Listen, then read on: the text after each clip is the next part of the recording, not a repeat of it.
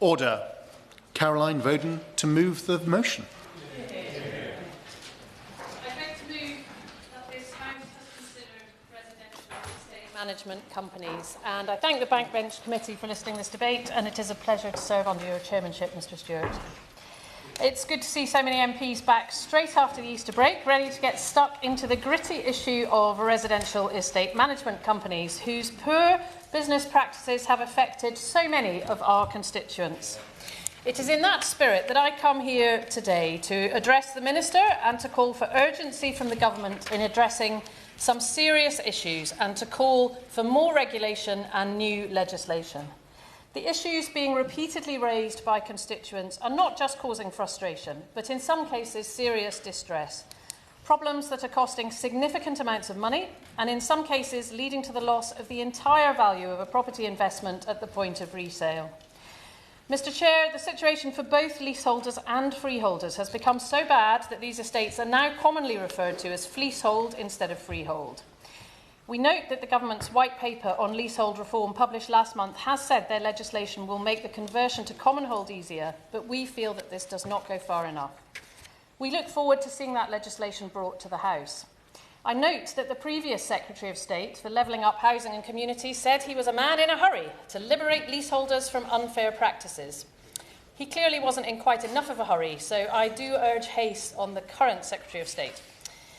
The Liberal Democrats have long been calling for reform for the 4.8 million existing leasehold properties in England. In fact, it has been a campaign of ours since Lloyd George introduced the People's Budget in 1909, and we will keep going until we see some change. We want to see leasehold tenures abolished for all properties, including flats, and we want to see all existing leaseholds converted into either freeholds or common holds where appropriate. We are disappointed that existing leaseholders are not covered by the Government's proposals and would urge a rethink.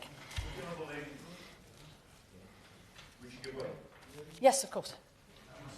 I thank the Honourable Lady for giving way, and I congratulate her on bringing forward this debate.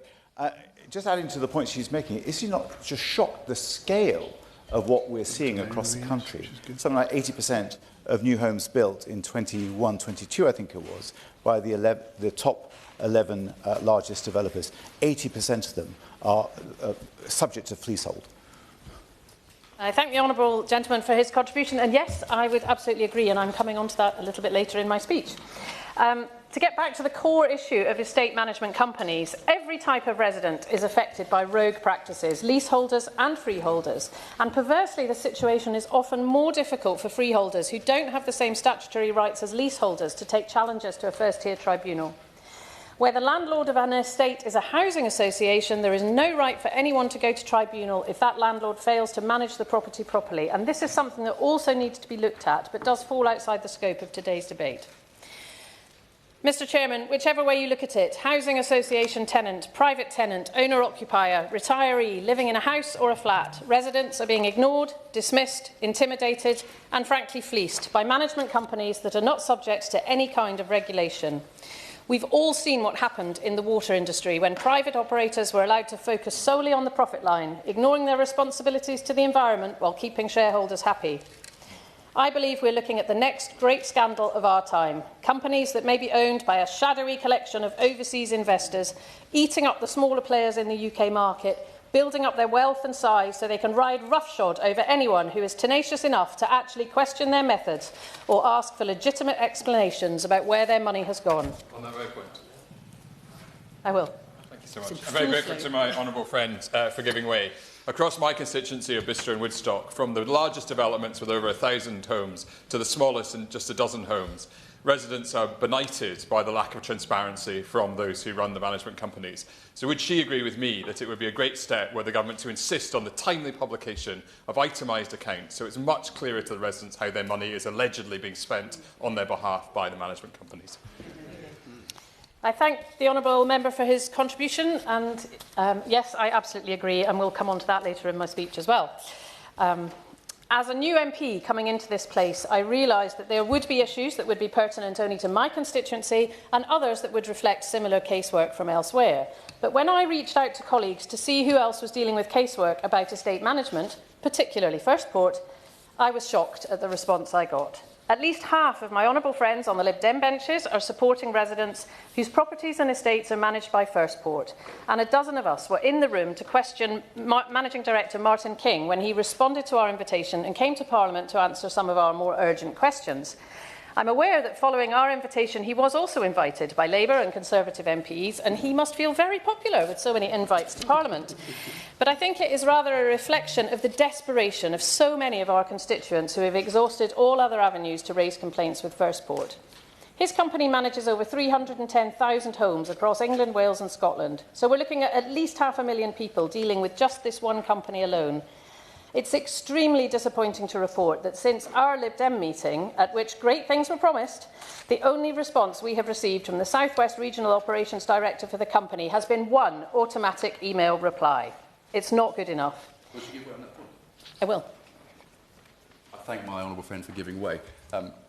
It is the same experience for residents, is it not, that when MPs ask questions of Firstport, we don't get any replies. They turn up, they smile, they say nice words, they say soothing things, but nothing happens. The residents get the same thing, including a 94-year-old woman. Her daughter contacted me to say that she was refused a request to install a stair lift, and then she cannot sell the property because the management fees that Firstport charges are so high. So she's effectively trapped, unable to get up and down the stairs. Isn't that a disgrace? And doesn't it go to show that Firstport just doesn't give a damn? Yeah. I thank the honourable member for his contribution, and I would agree it's an absolute disgrace, and we must have some kind of legislation to bring these companies to book. We do have a rather strange situation in the UK where a new housing estate is built, but the council may not adopt the new area. So the builder has responsibility for roads, green spaces and communal areas, and then passes this on to a third-party management company. Residents end up paying council tax on the one hand and estate management fees on the other, with charges that can increase at any time with no accountability and no redress. The Competition and Markets Authority has recommended ending the private estates model, which has been used by 40% of all new builds across Britain in the last 5 years, and potentially more, as the honourable member here has said. And the CMA has recommended the mandatory adoption of public amenities on new housing estates by local councils. Even when roads are accessible to the general public and green spaces can be enjoyed or used by anyone, residents can end up responsible for their upkeep through service charges.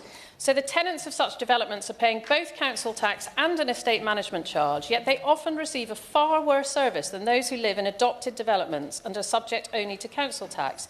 So I urge the Minister to consider ending the practice of shared ownership of public spaces for the vast majority of new developments.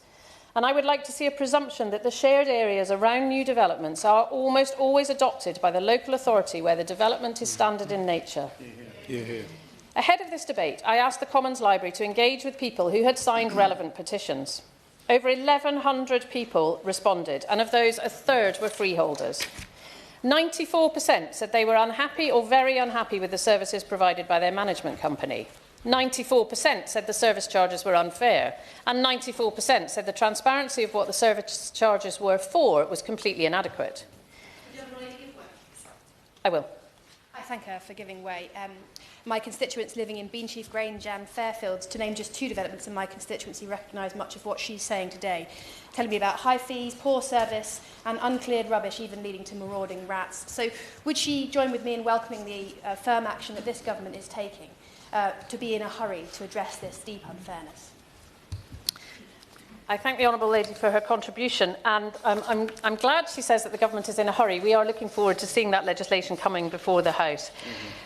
Out of 1,100 people, only 1% or 10 people were happy with the way things were going with their management company. By anyone's measure, I think that's a pretty shocking state of affairs. Respondents talked of shoddy workmanship, years of delays in getting repairs done, charges for gardening where no gardens exist, charges for new windows when windows are not replaced, charges for buildings insurance when there are no communal buildings, charges for new light bulbs when there is no communal lighting. I mean, it would be funny if it wasn't so serious. In a second, broken lifts, flooded car parks, leaking ceilings, one that has been leaking for 9 years, exorbitant insurance charges. It goes on, and I will give way. Thank you. I'm super grateful. One other aspect that I think is worthy of scrutiny is a situation where the developer sets up a management company of family members of the original developer. leaving the residents with real challenges to get to the heart of who is actually truly accountable. This is something I've seen in my constituency in Salisbury, and I'm sure it happens across the country, and something really the government needs to address in whatever it comes forward with. I thank the Honourable Member for his contribution, and he raises a very good point. The ownership of some of these companies is murky, to say the least. Service charges, as we've heard, are going up way beyond inflation, with no clear explanation given as to what the increases are for, and management companies refuse to give clear explanations when asked. At Camomile Lawn in Totnes, in my constituency, residents were told that the annual contribution to a reserve fund had been increased from £2,000 to £8,000 a year, over 265%. Service charges were raised 23% based on a 10-year plan, but the plan was not shared with residents, even when they asked. Accounting costs went up 55% in 1 year. No explanation was given. This is just a classic example of poor communication and a refusal to engage constructively with residents who want to understand the basis on which financial decisions are made.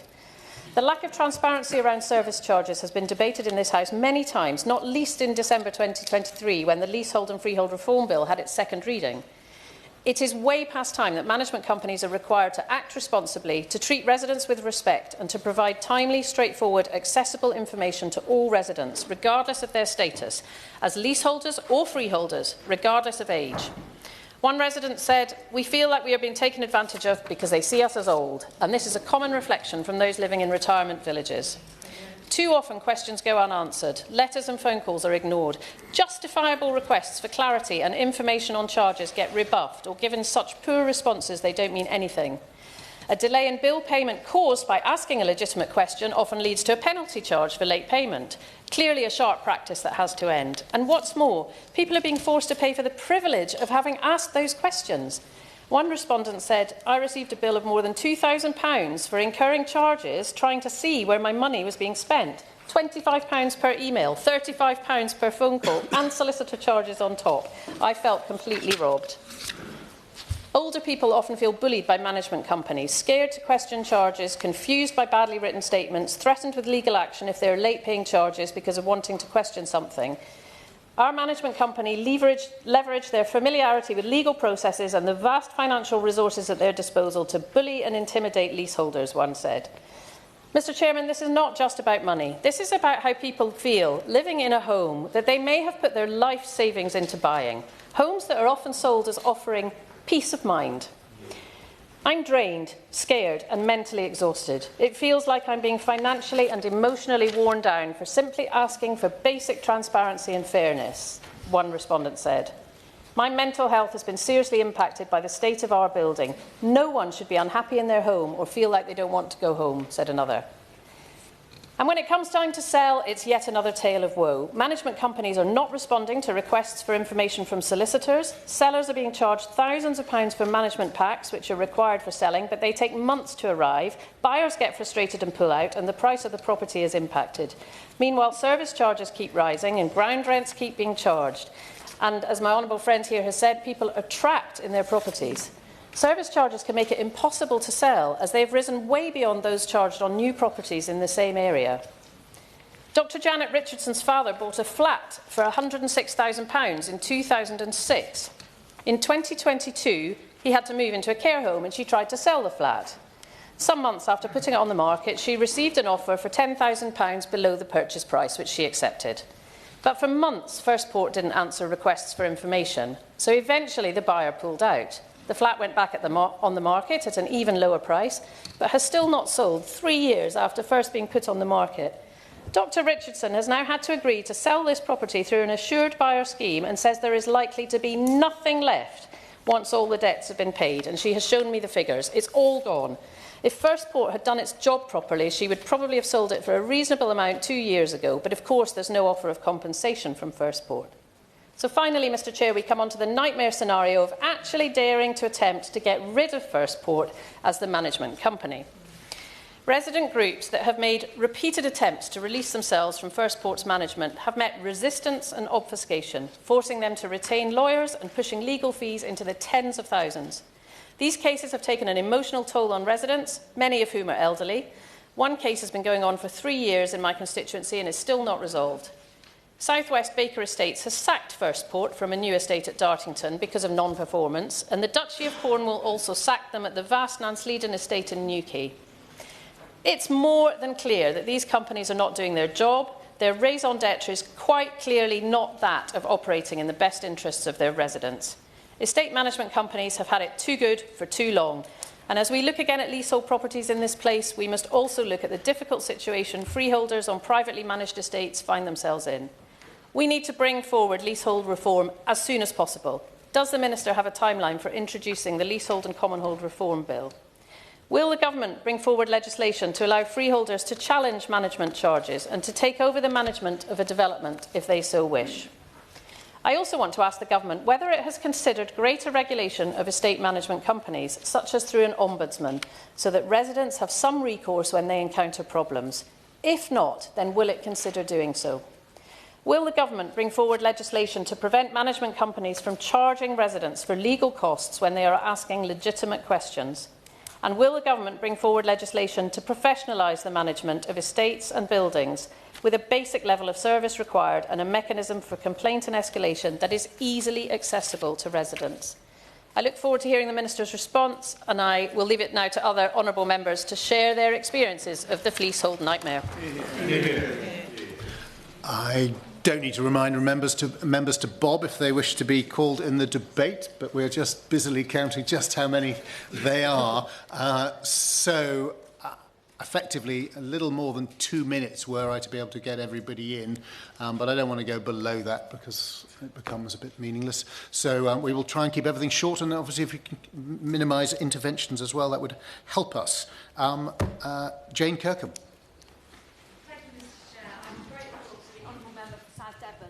For securing this debate. Since I first wrote on social media asking my constituents in Truro and Falmouth if they've been affected by leasehold, I've had hundreds of messages just showing how, and it shows how much of a problem it is across the country. The way we build, own and manage homes these days has become incredibly complex, and it's frustratingly difficult to unravel or hold anyone to account. I spent a day on Tuesday taking officers from First Port around the Cornish properties their company manages. It gave the residents a good chance to ask questions about repairs that hadn't been done, service charges they felt were not transparent. The officers dealt with queries openly and constructively. However, it's frustrating it took my intervention for this to happen. Separately on Wednesday, I visited a relatively new estate in a village in the middle of the constituency to look at, amongst other things, broken drains. The drains weren't made to withstand cars driving over them, yet they're used in parking bays. The gully doesn't drain and is blocked, and yet neither the builder, freehold owner, managing agent, housing provider or council have accepted responsibility. Adoption is an issue. One resident I met had been living on the estate for 13 years. The developer, Persimmon, finished the estate in 2012. However, as I understand it, because the school wasn't finished, that was included in the plans, the estate is regarded as unfinished, and the developer continues to own the roads and some green spaces and remains as the resident managing company. So residents cannot take on the freehold ownership and have no control over the managing agents and are stuck in limbo. Residents have spoken to me about yearly service charge increases ranging from 16 to 30%. They get a letter from the managing agent with a breakdown of costs. However, they're very general and they have no real explanation of why they're going up. Procurement is also an issue. Residents at an estate in Truro were charged over £12,000 in advance of felling a tree. This was the only quote obtained at the time. They say it was added to residents' bill as the maximum they could expect to pay, and the difference will be refunded in following years. That still hasn't happened. That was about 3 years ago. And communication is a real issue. Emails regularly go unanswered, property managers are unavailable or uncontactable, and owners' meetings have not been held. I would like to end by quoting one of my constituents who lives in a leasehold property. Overall, it's the lack of engagement and attitude towards us that annoys many. They do what they want, charge what they like, and we have to pay up. There's no regulation, virtually no way residents complain, other than a potentially complex and expensive legal process. I'm hopeful this environment will begin to change with implementation of the 2024 Leasehold and Freehold Reform Act and the introduction of this Leasehold and Commonhold Bill. The Government is committed to ending the unjust practice of freehold, and will consult this year, hopefully, on how to reduce the prevalence of private estate management arrangements. I'm sure this will be very much welcomed by my constituents and others like them across the country. Lincoln Jopp. Thank you, Mr. Stewart, and I congratulate Member for South Devon on securing this debate. I want to give the House a message of hope today, because First Port were responsible for Lendy Place, which is a development in Sunbury, in my Spelthorne constituency, some 10 minutes walk from where I live. And I was contacted by Mr. Saponaro, who set up the Residents' Association there. And the usual First Port rap sheet was at play there, because they were the management company. Constant change of account managers, service charge hikes, substandard accountancy, depletion of funds. They were even at one stage proposed to be charged an additional £40,000 in order to accommodate post-Grenfell regulations, when it was pointed out to them that Lendy Place was only 3 stories high and therefore those regulations didn't apply. First Port simply said, whoops, sorry, we overlooked that. And the bill went away. The residents of Lendy Place were so disappointed with First Port's performance that they did do what the Honourable Member for South Devon suggested can be a very tortuous process, and they were removed as the managing agent.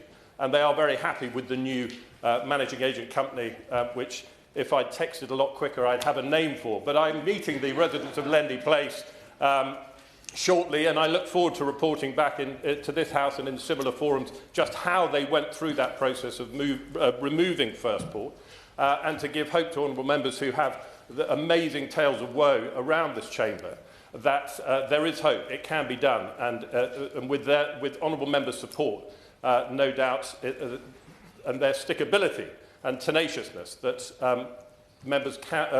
residents can, in the future, remove substandard management companies from their role. Thank you. Thank you. Andrew Cooper. Thank you, Mr. Stewart. It's a pleasure serving your chairmanship, and I thank the Member for South Devon for securing this debate. There are many issues this government faces that are a result of the unholy alliance between weak regulation, private sector greed and the long-term underfunding of local government, and this is a particularly egregious example. Others have spoken, and I dare say will continue to speak, about the business practices involved in this sector. What I want to focus on is that we've allowed a system to develop where service charges and therefore residential estate management companies are being used inappropriately. And this means that in some parts of the country people pay twice for the same basic services, once for their own and once for everyone else's. There is an appropriate use of service charging for lifts, for common areas, for genuinely private outdoor spaces, but it should not be being used for sewerage, it should not be being used for most highways, and it should not be the case for the vast majority of play areas and open spaces either. It's not uncommon to see a report to the Council's Planning Committee that says something like, the Council would not wish to take on the inspection and management of these areas. Now, we know why councils are doing this, but it has to end, and I believe the government needs to act accordingly. So my ask to the Minister is simple. Implement Section 42 of the Flood and Water Management Act to require utility adoption for new developments, create an equivalent for highways adoption, and direct councils that the default for publicly accessible spaces is that they are maintained publicly, whether that's by the principal authority or by the town and parish council. Thank you. Alison Bennett. Thank you, Mr. Stewart. It's a pleasure to serve under your chairmanship today. Residents in mid-Sussex continue to fall victim to sky-high management fees and poor customer experience on a grand scale by companies like McCarthy Stone and First Port. We need good quality homes for people to live in. We need them for first-time buyers, for growing families and for older people looking to downsize. Those looking for suitable housing in their later years in mid-Sussex often to look to flats run by McCarthy Stone. Sadly, many of them and their families are being badly let down. Perhaps the most shocking example involving a constituent of mine in Corbett Court in Burgess Hill, where McCarthy Stone charges up to £14,000 a year as standard. An elderly Corbett Court resident was charged £8.54 for an on-site staff member to come to their flat and pick up a remote control. Meanwhile, people in all stages of their life are finding themselves living on estates run by management companies like First Port. For me, constituents from Hassocks to Linfield have written to me setting out a raft of issues residents are facing. They refused itemised breakdowns of fees despite huge increases. And in one instance, a constituent of mine was told they had been incorrectly charged and were immediately told to pay £575 within 3 weeks. Clearly a totally unreasonable time frame, not least because the mistake had been made by First Port. All of this while residents tell me, and I quote, First Port's communication has been non-existent and they are not completing their duties. People have been through enough, and if we want to successfully and sustainably grow our housing offer for future generations, young and old, something needs to change. Thank you. Thank you. Sadiq Al-Hassan. Thank you, Mr. Chairman. It's a pleasure to serve under your chairship. I wish to declare an interest that I own a flat in Liverpool currently managed by First Port, that I have personally been affected by many of the issues my constituents have written to me about in recent months. Like many in leasehold flats in Portishead, in my constituency, I purchased my first ever dream home off plan. But I'm sad to say, like so many, that dream has become a nightmare. Since coming to office 9 months ago, I've been in contact with hundreds of constituents throughout North Somerset who have seen the realisation of long-held aspirations of home ownership turn into a slog to defend their rights against encroaching mega-corporations intent on squeezing every penny possible from ordinary, hard-working people. From these conversations, it's become clear to me that estate management companies are rip-offs. They utilise every legal means at their disposal to squeeze leaseholders out of every last penny they can through utilising a complex web of separate legal entities. They can facilitate an intricate trickery designed to pull the wool over honest homeowners' eyes to ruin their quiet enjoyment. To give credit where it's due, the Building Safety Act in 2022 was most certainly a step in the right direction, making it clear when and where financial obligations would be laid at the door of freeholders. But I'm sad to report that in the years since, we have seen freeholders aided by estate management companies do everything in their power to delay and resist. It is nothing short of scandalous, and I look forward to the inevitable ITV drama we will one day see, which will finally prompt sufficient action to bring this sad chapter in our nation's history to an end. I could easily stand here and recount for hours the innumerable injustices suffered by constituents throughout North Somerset from estate management companies, but I recognise that my time is limited, so I wish to focus on the pair of buildings only a few minutes' walk from my constituency office in Portishead, 94 and the Estuary at 110 The Quay. After years of dragging their heels, it finally took their plight reaching regional news to shame the freeholder and the developer into agreeing to shoulder the cost. However, since then, residents have been subject to an unending stream of additional costs and excessive service fee increases, seemingly as the aforementioned entities try to recoup losses. With always another delay around the corner, I think it's understandable why so many of our constituents feel this system is no longer capable of serving their interests and one which needs to end. Leaseholders in these buildings feel stuck in this battle. Raging for years now have felt powerless and many have felt trapped, unable to find buyers, desperate despite offering significantly under market value.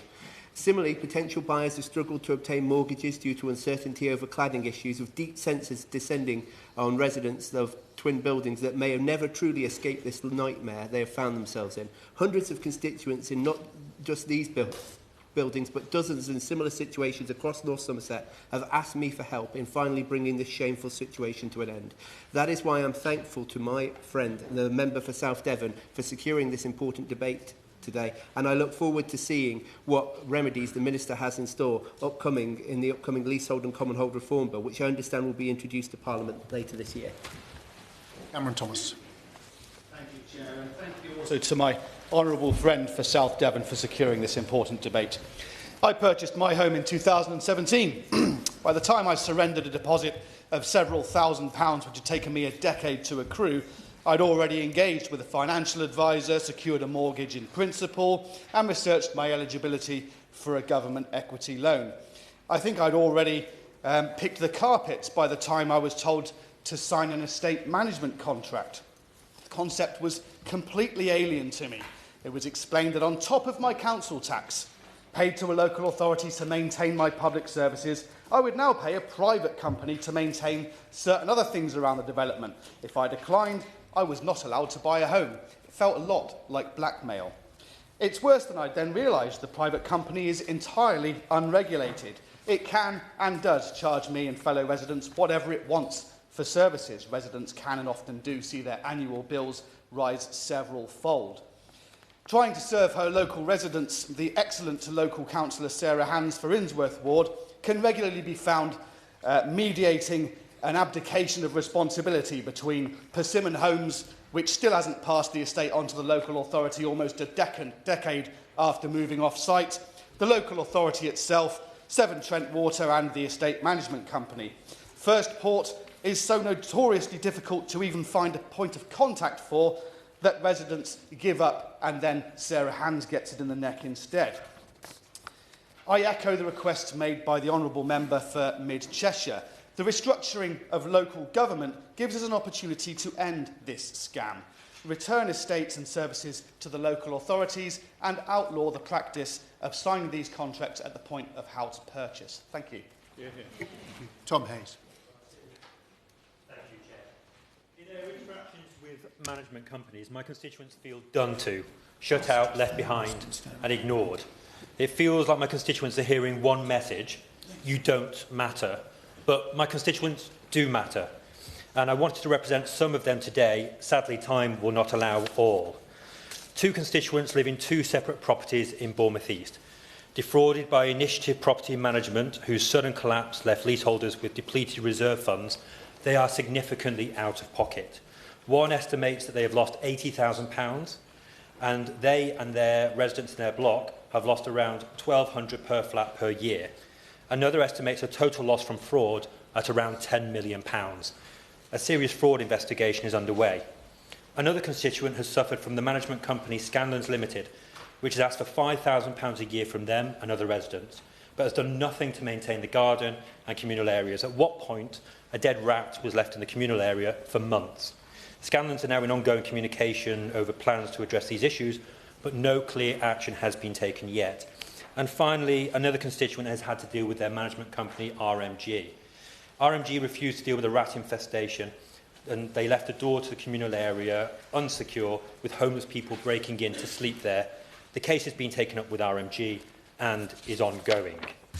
The themes that many of us will discuss today are common: excessive and unjustified service charge increases, a lack of transparency and financial accountability, poor communication, if any at all, and poor building maintenance and unresolved issues.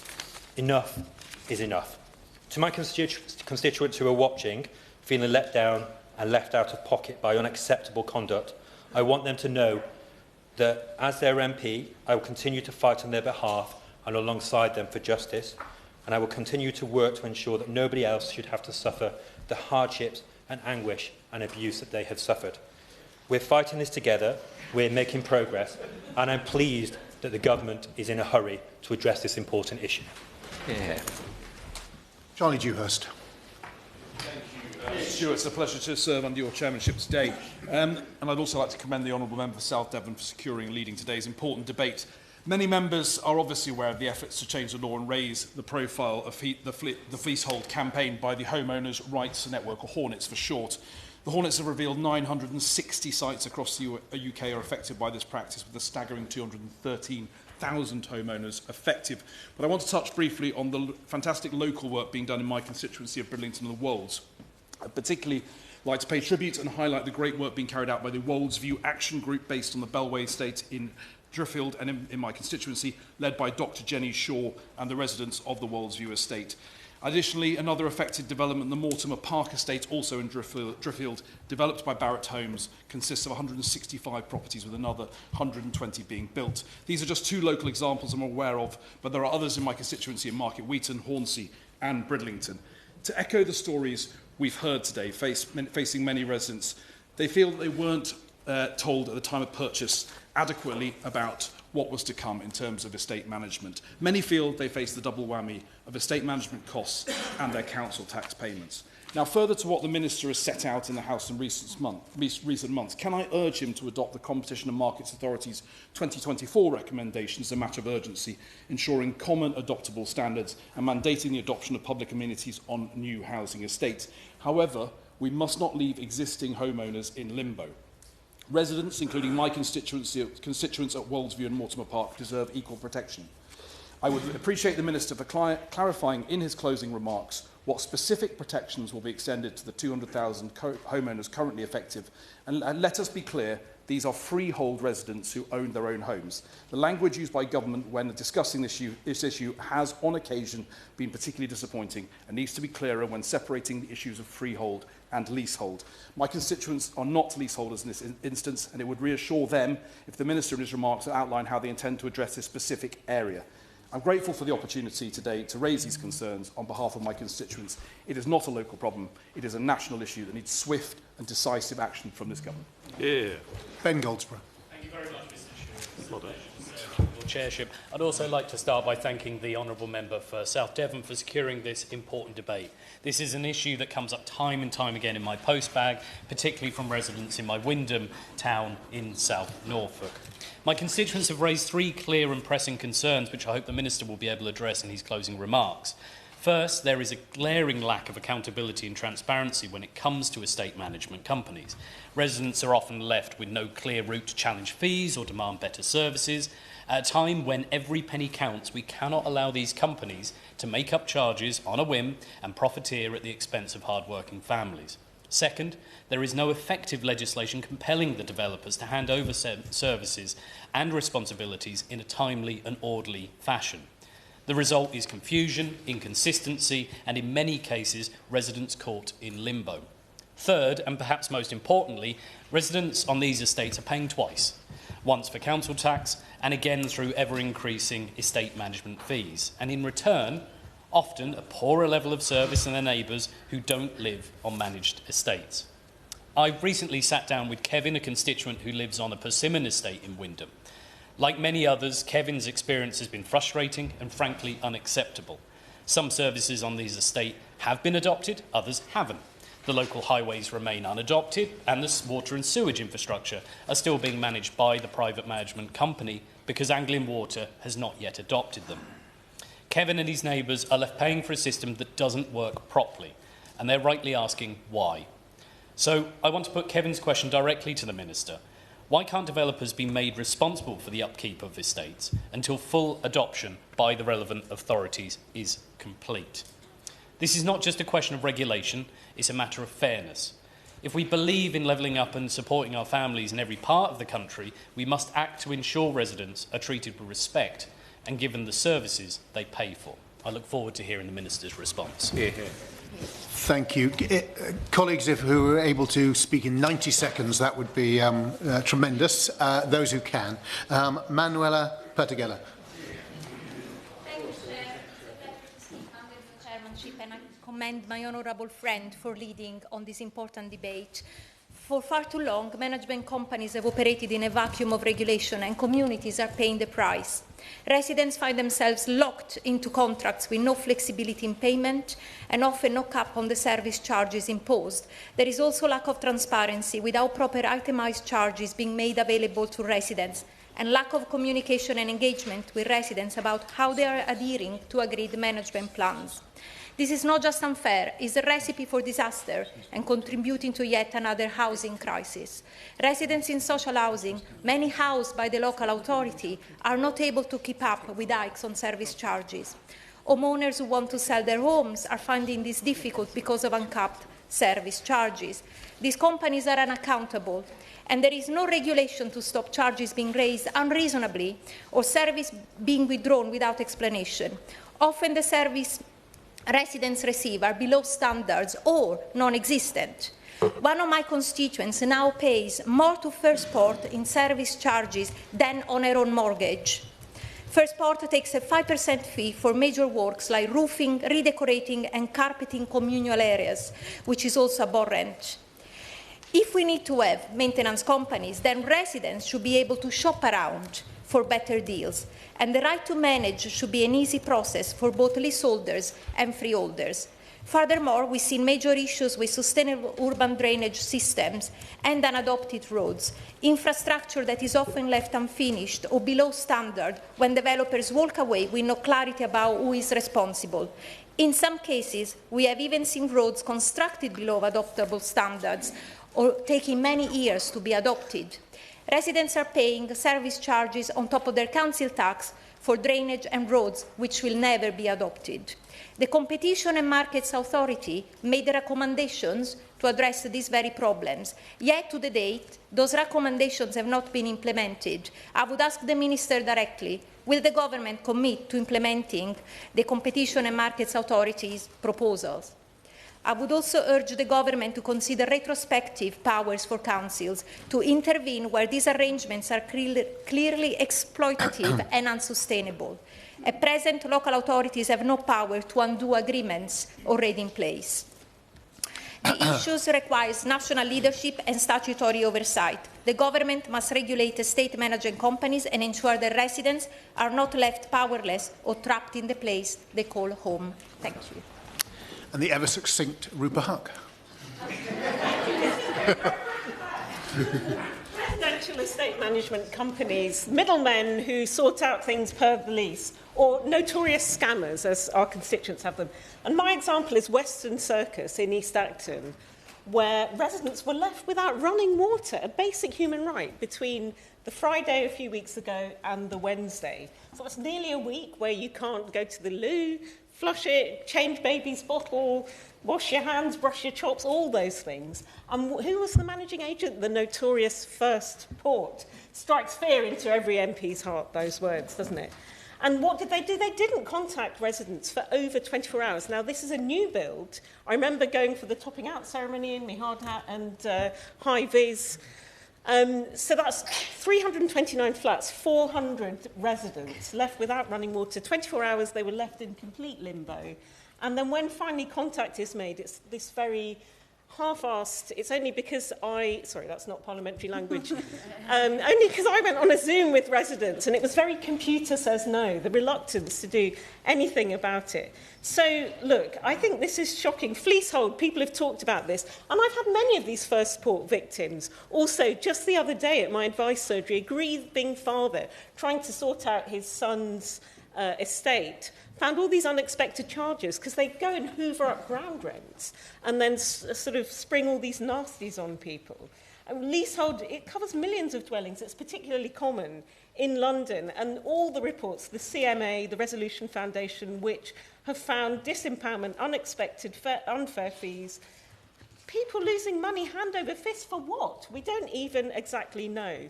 So I think my 90 seconds is ending any second, isn't it? So look, let's just say MPs and the Facebook group have been decisive, but it's not good enough. We need proper action, and I'm glad that the government is going to introduce this new common hold to end the neo-feudal tenure of leasehold that's been there too long. Western Circus is being run by clowns. It needs to stop. Richard Ford. Thank you, Mr. Stewart. It's an honour to serve with you in the chair. It's plain from what others have said this afternoon that we've got a sector-wide problem here. In 2017, Sajid Javid, when he was Housing Minister, set up the Regulation of Property Agents Working Group. And this, when it reported under Lord Best in 2019, recommended a model for an independent property agent regulator and a single, mandatory and legally enforceable code of practice for property agents. The government would do really well to follow that advice. I've been drawing on the constituency case of Cathy Gardner, a resident from Sidmouth, who since 2017 has had the insurance premiums payable to Blue Cedar Homes Management Company rise from around £100 per year to as much as £900 per year. And when you look into this insurance premium and find out why, it's because she's being charged for every single eventuality, including terrorism. Now, we don't have a great deal of terrorism on the retirement estates of Mid and East Devon, but I can be certain that there is a large cut that is being taken out of that fee, and we need transparency so that we can all know why that is and where this money is going. Thank you. Thank you, Stuart. It's a pleasure serving the churches, and I thank the member for South Devon for previous debate. Like other members, my constituents at Vickers Green in Crayford have experienced similar problems. Their development, developed by Barratt Homes, 247 homes, was granted planning permission by my Conservative Council back in 2009, and the committee report confirms that management responsibilities, including the estate roads, the communal areas, the play facility, the ecological area, the open space, etc., will be the responsibility technically of the homeowners.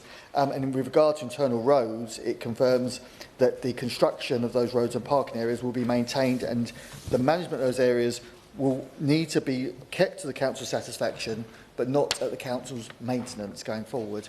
And that has caused real problems for my constituents, has been heard, paying their council tax, but also having to pay those charges.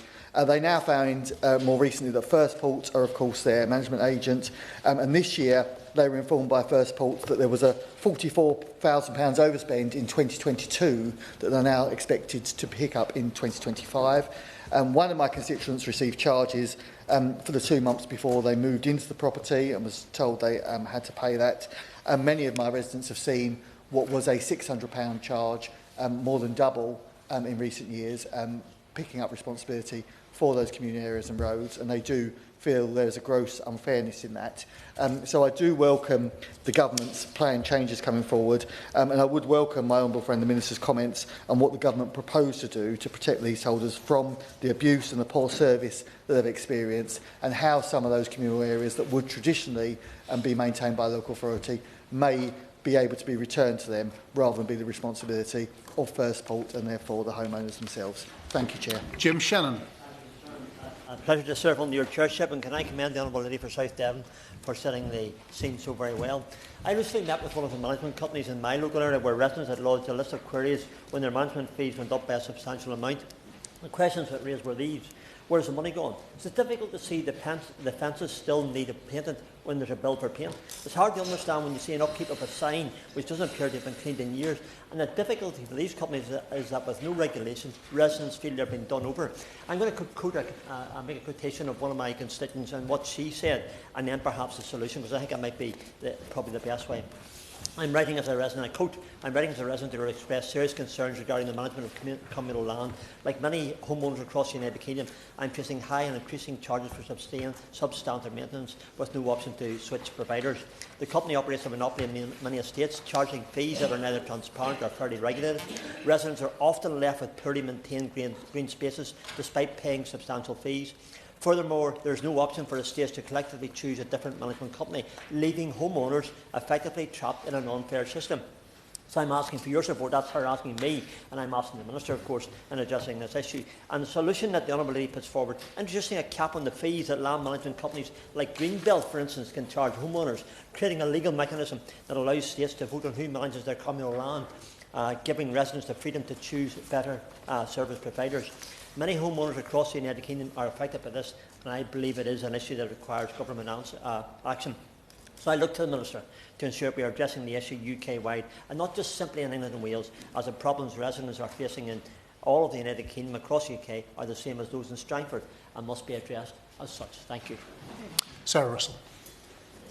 Thank you very much, Mr. Stewart. It's a pleasure to chair under your chairmanship, and thank you to the Honourable Member for South Devon for bringing this important debate. My constituents are being treated as a cash cow. There are managing agents who cause a problem across my entire constituency. I've got casework in Alsager, casework in Congleton, casework in Sandbach, and casework in Haines Chapel. I haven't got time to go into every single one of those items. The worst of them relates, as one of the honourable members referred to insurance charges, which include cover for terrorism. I'm not flippant about terrorism, but I agree retirement properties in Alsager are unlikely to be victims of it. That same set of retirement community experienced a £14,000 bill for electricity in communal areas, which amounted to approximately 3 lights. They challenged that bill. It suddenly became £7,000 with no explanation for why it had halved or why it was £14,000 in the first place. They challenged it again. They still don't have proper breakdown of why this cost that much money for that few lights. They simply cannot get this information. As others have mentioned, when people challenge bills, then they get charged again and again. There is an absolute lack of transparency about the organisations behind this and about the connected transactions, about where insurance is in fact being bought from connected parties. And I think there's a real question about whether or not corporate governance in the UK as it stands is actually fundamentally capable of addressing some of these issues.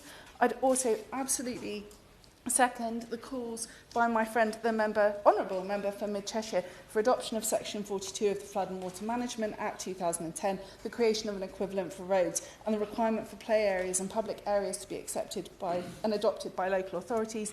I'm very worried that the charges that my constituents currently see are actually just the beginnings, as their estates age, that these are likely to become significantly larger, and particularly in unadopted areas. So please, please, can the Minister confirm what we can do about these many issues? Thank you. Ollie Glover. Thank you, Mr Stewart. It's a pleasure to serve under your chairmanship. And can I start by thanking my honourable friend, the member for South Devon, for her excellent and comprehensive speech and securing this debate.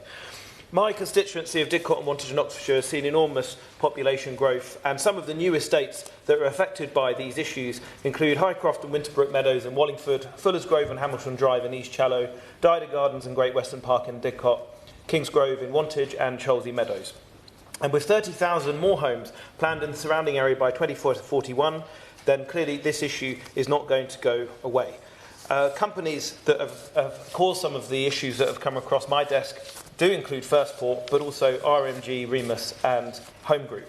And my residents have experienced many of the issues mentioned by honourable members already. In particular, arguments and lack of accountability regarding responsibility for maintenance issues, a lack of transparency around fees and ability to influence management companies, and indeed, as my honourable friend, the member for Tewkesbury, highlighted, sometimes the details of the fees and charges that are going to apply only are revealed towards the end of the purchase process and mysteriously absent from the very pretty brochures that promote such sales. I have seen examples where residents have valiantly taken on estate management companies and secured far more reasonable charges than those originally proposed. For example, Home Group in Mersey-Way and Venner's Water in Didcot. But this needs to be made simpler to do, so that residents in Springfield Way and Sutton Courtenay and Drayton's Dovecot Estate can also can build on their excellent experience. Clearly, we need a lot more regulation because the market has failed in this area. Thank you. Cecil Kelliskin. Thank you very much, Sharon. It's a pleasure to serve under your chairmanship. My constituents tell me over and over again about the poor performance and lack of accountability of residential estate management companies. The truth is, in this country, there is a complex web of operating companies, parent companies, and in some cases, companies registered in offshore tax havens with no individuals to hold to account. It shouldn't be like this, and it doesn't have to be like this. Some management companies have turned home-owning dreams into absolute nightmares, certainly for my constituents in Barking. Like the residents of Minton Road, John Miller House and Leslie Hitchcock House in my constituency of Barking, they face ongoing issues with their management company, RMG, and the district heating system that's in place there. They face high, unexplained heating systems and charges for their energy, that is, unitemised service charges too. The management company has failed to install energy meters into individual properties, despite residents asking for them and RMG promising. In the meantime, my constituents in these properties have been charged arbitrary estimates for their energy and energy that they have not used. RMG has threatened them with legal notices and in some cases demanding £6,000 to be paid in 10 days. It's simply unjustifiable. Now, for the record, from my most recent interaction with RMG, they have shown some willingness to engage and rectify the situation. But they've also been very clear that they're acting on behalf of a freeholder, a company called Homeground. And after a little bit of digging around, I've established that on Company's House that Baron William Astor is a director of Homeground. This is a family with a long-standing connection to Parliament who've made their fortune on land and property. And now they're seemingly exploiting my constituents with unfair energy bills and threatening them with legal action. Frustratingly, I am still waiting for a response from Homeground, one of many examples that my constituents face. Thank you. Ms. Cocking.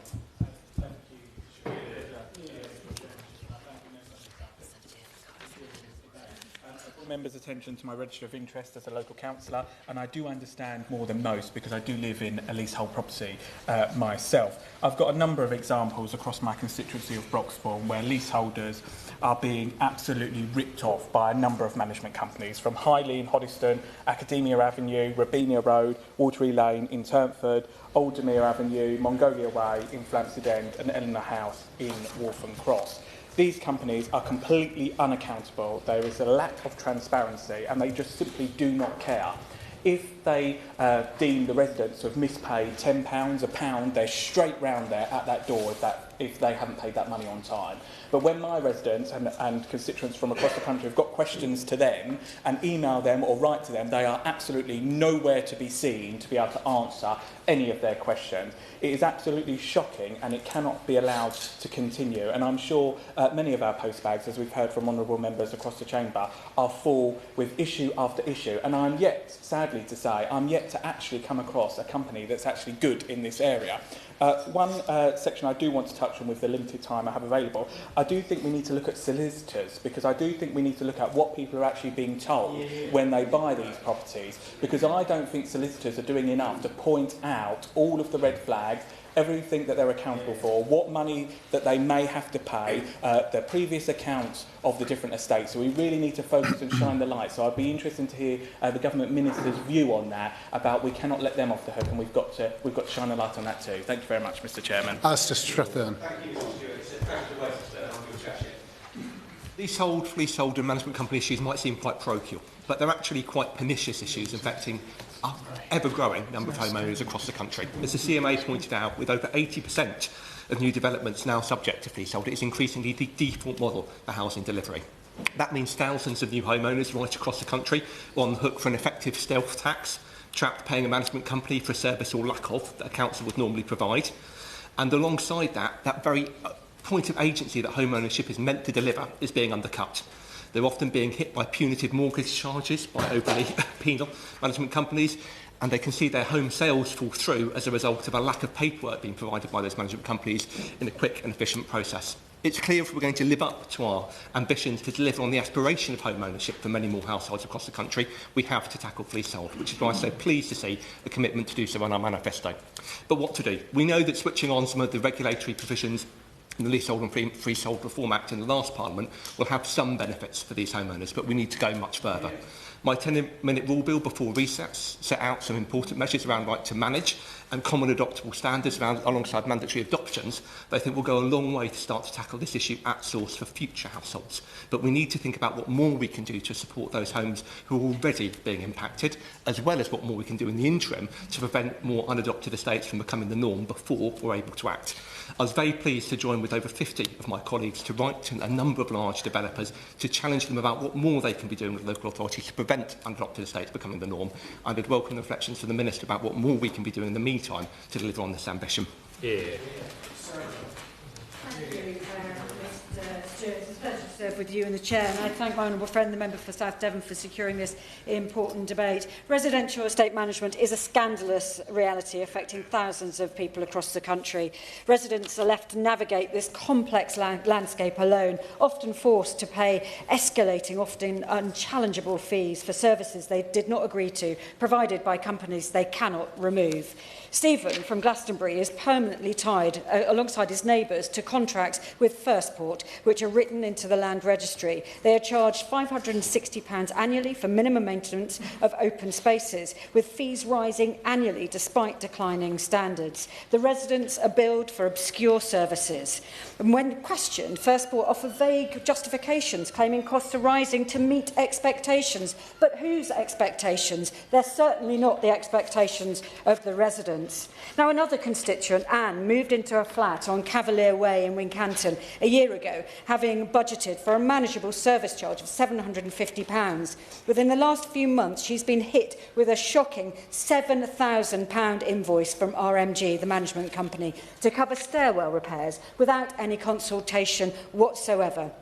Now, it seems to me that by labelling this cost as a budget rather than a service charge, it seems that RMG are attempting to sidestep the legal protections of Section 20. And when I met other residents of Cavalier Way last week, some told me their costs were rising by a staggering 479%, and they simply don't have the means to pay these grossly inflated service charges. The Liberal Democrats believe that this must change. We have long called for leasehold reform and the professionalisation of estate management so homeowners can control their own properties. Thank you. Danny Beales.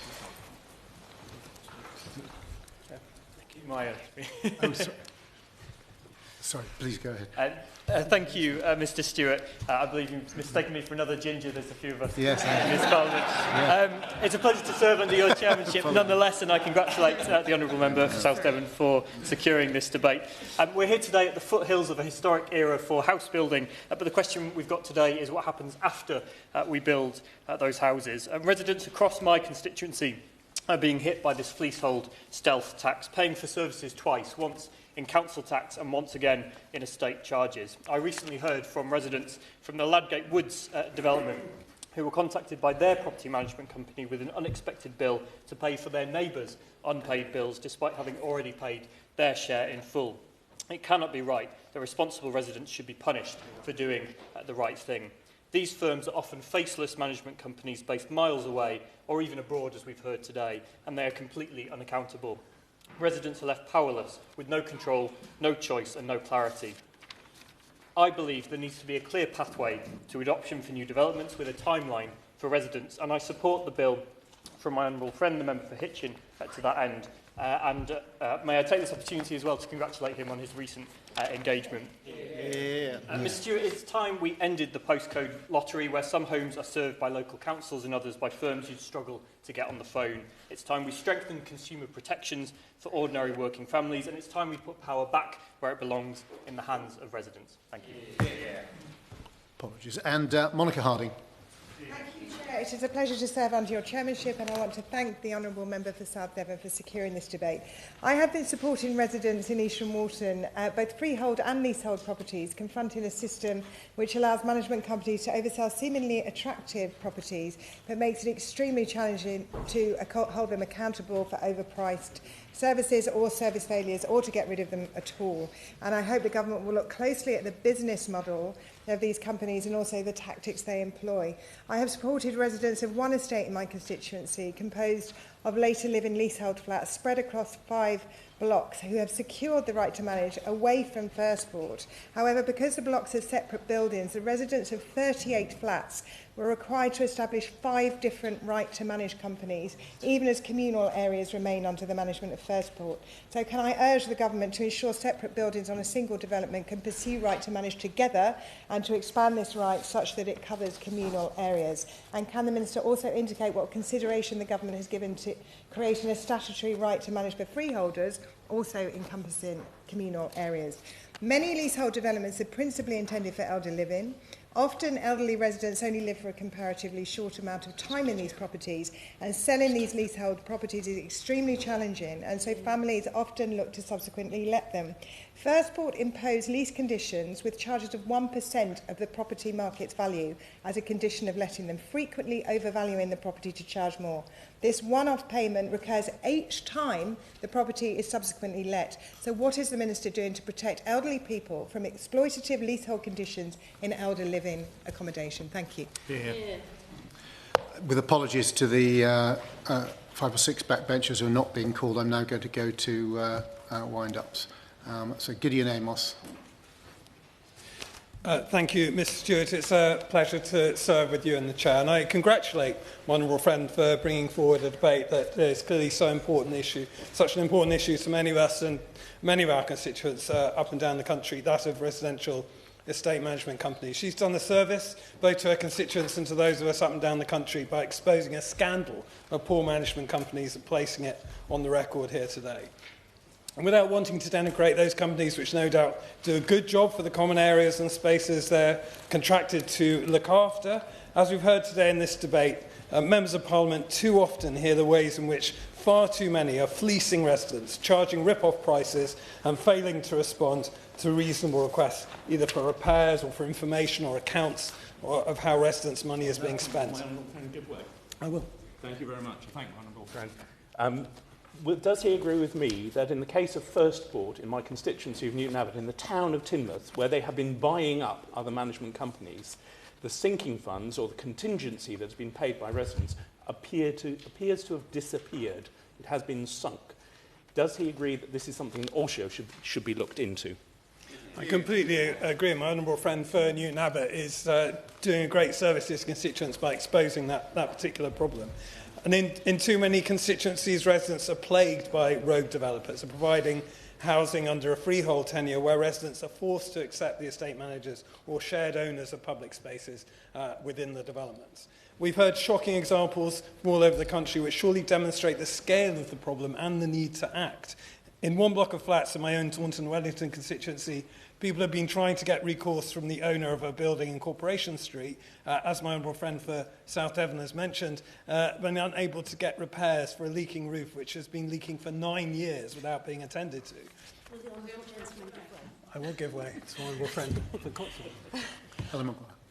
In my constituency of the South Cotswolds, there are tragic stories, including residents being trapped in their flats, disabled due to a broken lift being out of order. Another constituent informed me their charges have risen from £1,500 per 6 months to £2,100. Would the honourable member agree with me that we need urgent action from the government to end this daylight robbery? Daylight robbery is a very good way my honourable friend puts it, and those staggering increases in charges with very little notice or warning to residents are something experienced in many of our constituencies, including my own.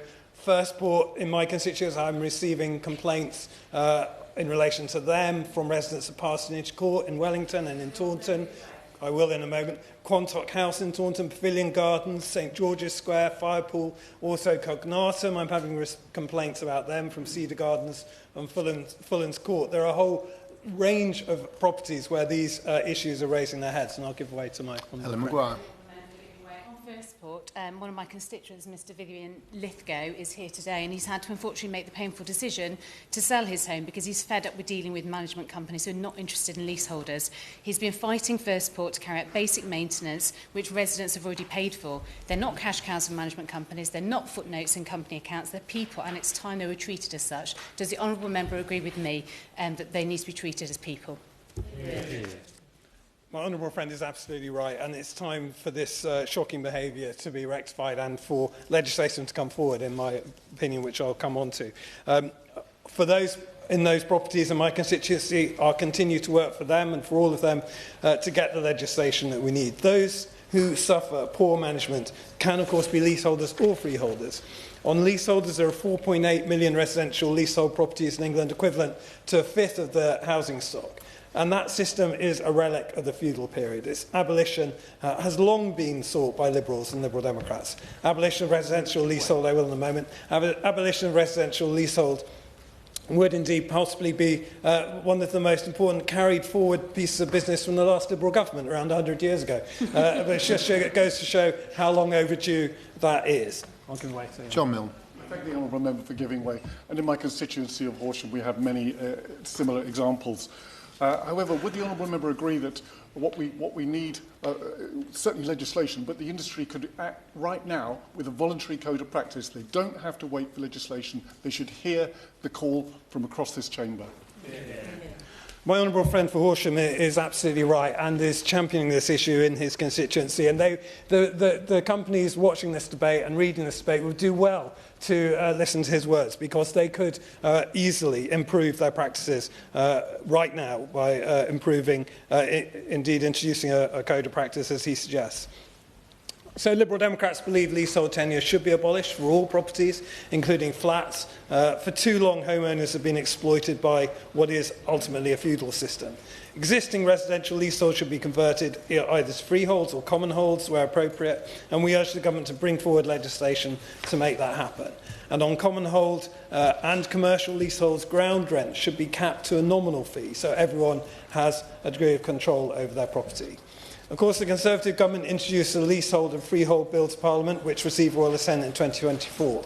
But the secondary legislation, which would give leaseholders rights over their freeholder landlords in terms of accountability generally, has failed to be enacted. And crucially, the Act fails to regulate property management agents, something on which there has been widespread agreement, as my honourable friend for Honiton and Sidmouth pointed out, since the 2019 report chaired by the Noble Lord and crossbencher Lord Best, and supported by Liberal Democrats in this House and in the other place. We need to see vital improvements to that legislation. I hope the Minister today will confirm that when secondary or indeed regulation of property agents legislation will come forward. Liberal Democrats want to see this professionalisation of the management of buildings. Building maintenance and safety needs to be guaranteed, not dependent on who happens to be the freeholder. And of course, as we've seen, nowhere has that been more important in terms of safety than in the entirely avoidable but tragic disaster of Grenfell Tower. Putting profit before safety, as Sir Martin Morbick's report has found, was one of the chief causes of that fire. And just as profit-driven sign-off in the testing of building materials and the inspection of buildings needs to be reversed, with the ending of both privatised building research establishment and privatised building inspectors, so too is there a need to now surely regulate property agents for safety reasons as much as anything else. Today is also, Mr. Stewart, Stephen Lawrence Day. And as a budding young architect, it's fitting that we are indeed debating, regulating building management agents. And it would be even more fitting if there was a commitment today to bring that legislation forward. As well as leaseholders being charged extortionate amounts, Mr. Stewart, while being poorly served by the landlords and estate management companies they employ, similarly, too many freeholders of their own homes find themselves beholden to others over whom they have no control in relation to the open spaces and common areas, as we have heard today, for example, from my honourable friend for Glastonbury and Somerton. And I will give way. Claire Young. Thank you for giving way. My own local council is attempting to address this issue of fleasehold through its new local plan.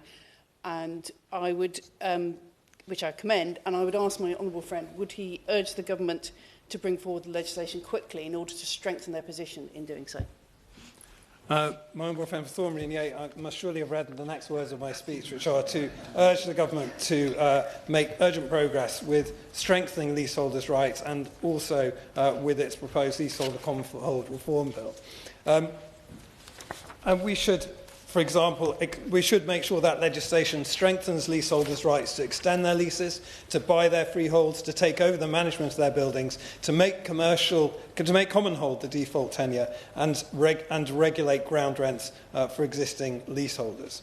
But for freeholders too, it's surely time that legislation came forward to enable them to recover ownership and control over public spaces that surround and adjoin their homes, which are held by others for no other reason than to extract maximum payment.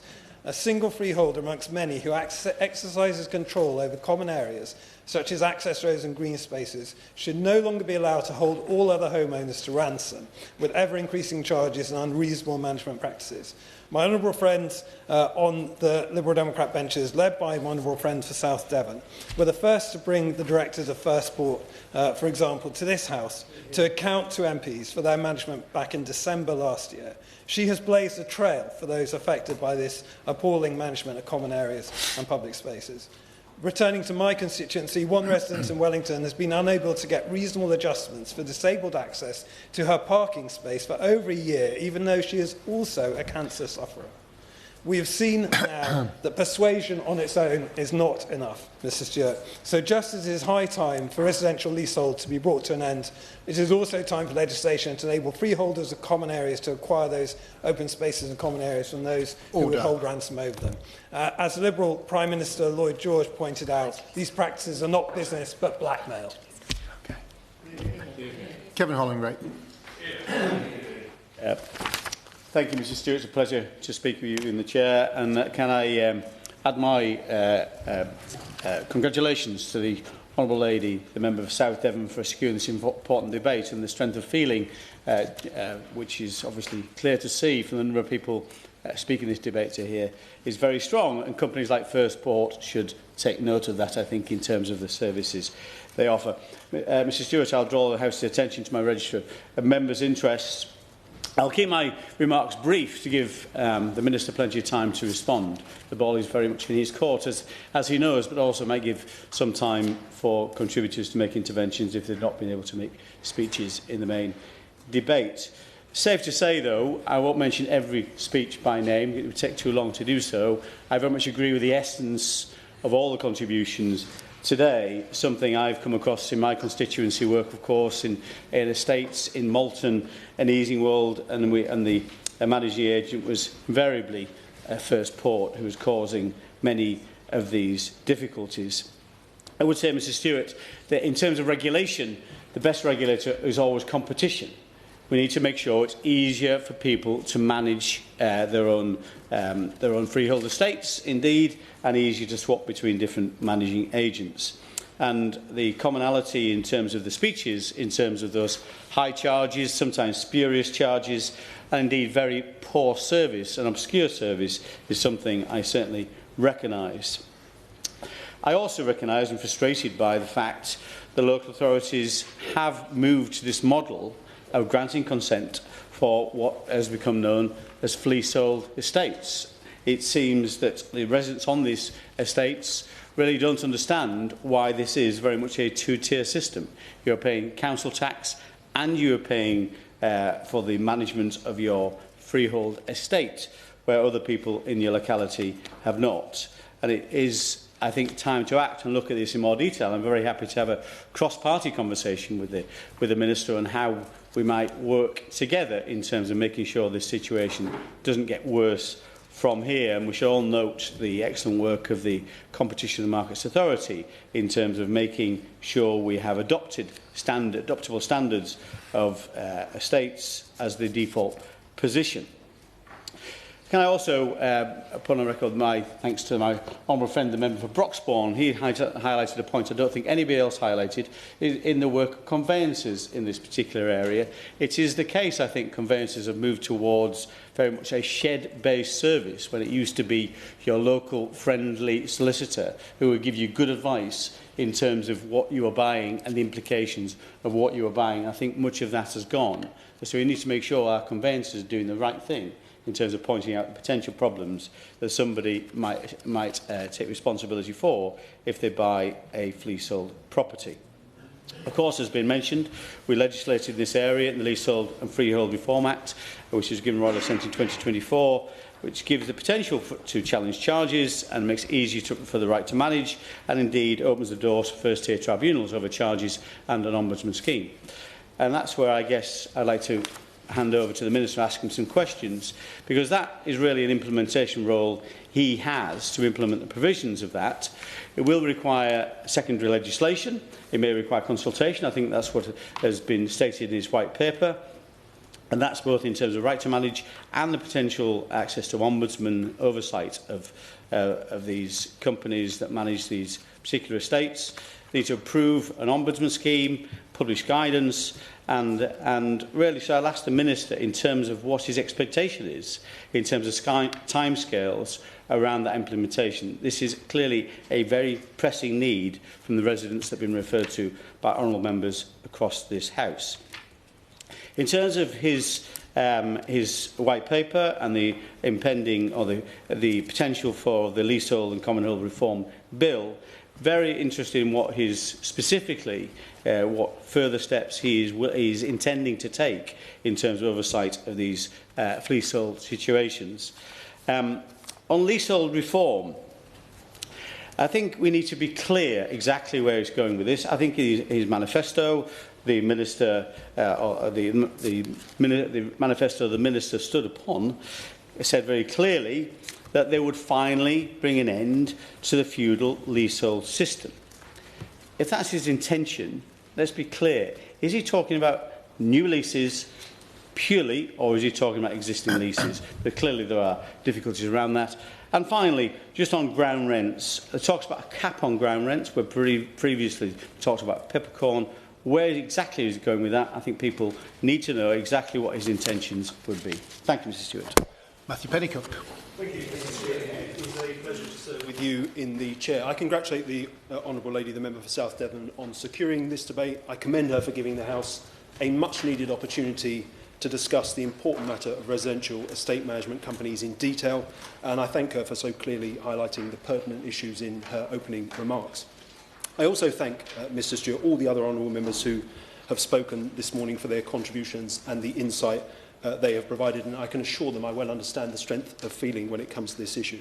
I think the debate as a whole has not only underscored the case for acting to address the problems associated with freehold estate management arrangements, but has also highlighted that those problems take a variety of different forms. And part of the challenge facing the government, and why we believe appropriate consultation in this area is essential, is to ensure that the interventions that we will make in due course capture the diversity of models and therefore the challenges that exist with them. Mr Stewart, we've covered a large range of specific issues today. I'll try and address as many in my responding remarks. We've also strayed into leasehold and common hold. The white paper is very distinct from the issues I think the majority of honourable members have touched upon today in terms of freehold estates, so I'll focus my remarks mainly on those problems.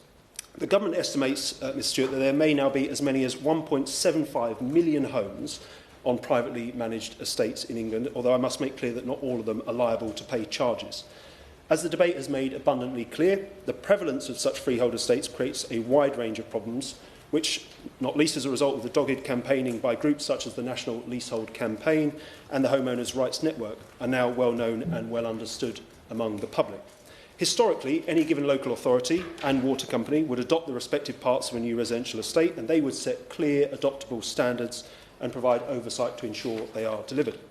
However, over a more recent period, and especially over the course of the past 10 to 15 years, we've witnessed the growth of private management arrangements where shared infrastructure, amenities and open spaces are not adopted, and the responsibility for the costs of their ongoing maintenance instead fall upon the residents of the estate through an estate rent charge, which they pay in addition to council tax.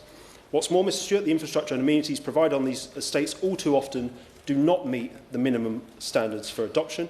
In the worst cases, residents are left living on unfinished and sometimes dangerous developments. Now, the problem of unfinished housing developments is obviously not confined to freehold estates, and part of the answer is the proper enforcement of planning obligations. However, private management models clearly exacerbate the problems many homeowners face in this scenario by leaving them liable for the upkeep of the partially completed or unfinished infrastructure. This is just one of the many problems that residential freeholders living on freehold estates across the country are struggling with. Others include poor service and abuse at the hands of unscrupulous managing agents. We've heard many such examples in the debate today. Limited to no transparency in terms of how the charges they pay are spent, onerous restrictions placed on the title deeds of their properties, and a general lack of control over how their estate is managed. What's more, and we've heard this morning, these problems are more acute in some cases than others. To take one example, the absence of any measure of control is most acute in the case of the approximately 20% of freehold estates who have what is known as an embedded management company set in the title deeds of the relevant properties. Or to take another, the challenges associated with opaque fees are magnified in estates where management arrangements are fragmented, more than one managing company, with residents having to navigate multiple companies, each levying fees for services in a way that significantly increases the potential for abuse. Now, as many honourable members have mentioned, last year the Competition and Markets Authority published its study into the house building industry. I'd encourage any honourable member who's not yet had the time to read that report in full to do so. The CMA identified the private management of public amenities on housing estates as a detriment to consumers and concluded that the root cause of the aggregate detriment is the decrease in levels of adoption of amenities by relevant authorities. The government agrees with the CMA's conclusion, namely that the house building market is not delivering for consumers and has consistently failed to do so over successive decades. As honourable members will be aware, the report in question made a number of recommendations to government. We published a response to the report in full. It called for measures to strengthen protection for existing homeowners, as well as for the government to mandate adoption of all new estates and to implement common adoptable standards for infrastructure on them. The Government have accepted many of the report's recommendations in principle, but we recognise that further work is required in a number of areas. In the immediate term, Mr Stewart, we need to introduce protections for residential freeholders on already constructed freehold estates. As honourable members have mentioned many times in the debate, Part 5 of the Leasehold and Freehold Reform Act 2024 contains powers to establish a regulatory framework that will provide for such protections. These include providing for standardised demands and an annual report, giving homeowners the right to challenge the reasonableness of charges levied, requiring estate managers to consult homeowners where the anticipated cost exceeds an appropriate amount, and giving residential freeholders the right to apply to a tribunal to appoint a manager in the event of serious management failure. Taken together, Mr Stewart, these measures will vastly improve the current situation for many residential freeholders, improving transparency and driving accountability among estate management companies. As I set out in the written ministerial statement I made last November, the Government does recognise the importance of acting as quickly as is feasible to implement these provisions. However, the establishment of a new regulatory framework through detailed secondary legislation requires us to grapple with a range of technical questions, and it is therefore important that we carry out appropriate consultation to make sure that the new system will operate effectively and to the lasting benefit of residential freeholders. I will give way. John Glenn. I'm grateful to the Minister for giving way, and he's setting out a very thorough analysis of the challenge he faces and that's been raised this morning. But could he say something explicitly about the distinction between those entities that are yet to be set up and those that exist at the moment? Because one of the concerns that exists is that the legislation and the intervention from the Government will not be fully effective to deal with existing arrangements, and thereby all the cases that have been heard this morning will not get redress from the Government's intervention. Well, I thank the honourable gentleman for that intervention. Just to be very clear, the protections we are talking about, that we intend to switch on as soon as is feasible, that were provided for by powers under the Leasehold and Freehold Reform Act, passed by the previous Government, they will benefit existing residential freeholders on existing estates. I'll come to the prevalence of these arrangements in due course, but I can reassure honourable members that we intend, as promised, to carry out that consultation this year, and I am doing everything I can, I assure honourable members, to expedite the date on which we do so. Beyond the short-term need to better protect residential freeholders, we've got to take steps to reduce the prevalence of private estate management arrangements, which are the root cause of the problems we are considering today. In the written ministerial statement I just referred to, I committed the Government to consulting on legislative and policy options to achieve that objective. Again, as I hope honourable members will appreciate, this is not a simple and straightforward area of policy, and the policy choices are potentially far-reaching in their implications. I will give way. I'll try and give way to as many members. Lewis Scotty. Solicitors' practices and when people buy their properties, what information they actually get. Because I think a number of people go into these under false pretences and don't fully understand what they're responsible for and what they may end up paying for. I thank the honourable gentleman for that question. There are undoubtedly issues around the purchasing of homes on these estates. For example, it would appear to be fairly common for residential freeholders not to be notified of their future liability for charges early in the conveyancing process, and we are giving due consideration to those issues as well. As I was saying, Mr Stewart, in terms of the prevalence of future arrangements, the Government intends to seek views from a wide range of interested parties, including local authorities, management companies, developers, and of course residential freeholders themselves. Our consultation will need to consider a wide range of trade-offs, including costs to homeowners, costs to local authorities, potential impacts on housing supply, and the links with the planning system. Again, as promised, we will consult on this matter this year. I'll give way to the Jim Shannon. I referred to the opt-out. In other words, if you're not happy with the management company you have, you can opt to another one. Would that be one of the things that the Minister would consider? And if possible, would that also, in the discussions that he would have with the Northern Ireland Assembly and the pertinent Minister, that they could consider those things as well? Thank you. I thank the honourable gentleman. I think given the time available to me, why don't I have a separate conversation with him outside of the chamber? Before I conclude, Mr Chair, I just wanted to touch on the issue of managing agents, the performance of whom can present significant challenges, whether they're chosen by residents themselves or employed by developers. Managing agents obviously perform a critical role in managing and maintaining freehold estates, as well as leasehold buildings, and the Government is determined to raise standards among them and drive out abuse and poor service at the hands of unscrupulous agents. We remain fully committed to strengthening the regulation on managing agents of leasehold properties and estate managers of freehold estates. We are looking again at the report published by the working group chaired by Lord Best in 2019. At a minimum, Mr Stewart, we believe when it comes to the regulation of managing agents, this should include mandatory professional qualifications and will apply whether the agent manages a building or an estate. Again, we'll consult on the detail of this matter this year, and we remain committed to publishing a draft leasehold and commonhold reform bill in the second half of this year to provide for enhanced scrutiny on the part of Parliament. Can I, in the brief time available to me, thank again the member for South Devon for securing the debate, all those who've taken part in it. The government intends to act decisively to protect residential freeholders on freehold estates and to reduce the prevalence of these arrangements over the long term. I look forward to ongoing engagement with honourable members on all sides of the House. I welcome the Shadow Minister's invitation to that end, both through formal forthcoming statutory consultations and more informal engagement across the House to ensure we reform the system to the lasting benefit of affected homeowners. Caroline Voden to wind up. Thank you, Mr. Chair. I'll just be very quick, short of time. Thank all the members for coming and sharing experiences. It's really clear that there's a strong feeling in the House that we need to act. It's clear that there are millions of people who are being badly served by these estate management companies. It's good to hear that the government has it on their agenda to look at the behaviour of estate management companies as well as the situation with leaseholders and freeholders. I appreciate it's a very complicated area of legislation. You've laid that out very clearly, but we are willing to work across the House to try and reach some sensible steps forward in legislation so that there can be redress for people who have been so badly affected up till now by these estate management companies, and so that the practice ends forthwith. Thank you. Yeah. The question is that this House has considered residential estate management companies. As many are that opinion say aye. Aye. And on the contrary, no.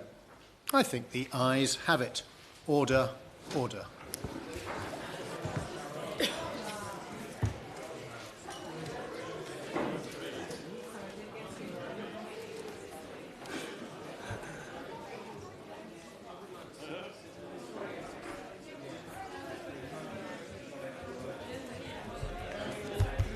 Chamber quickly, please.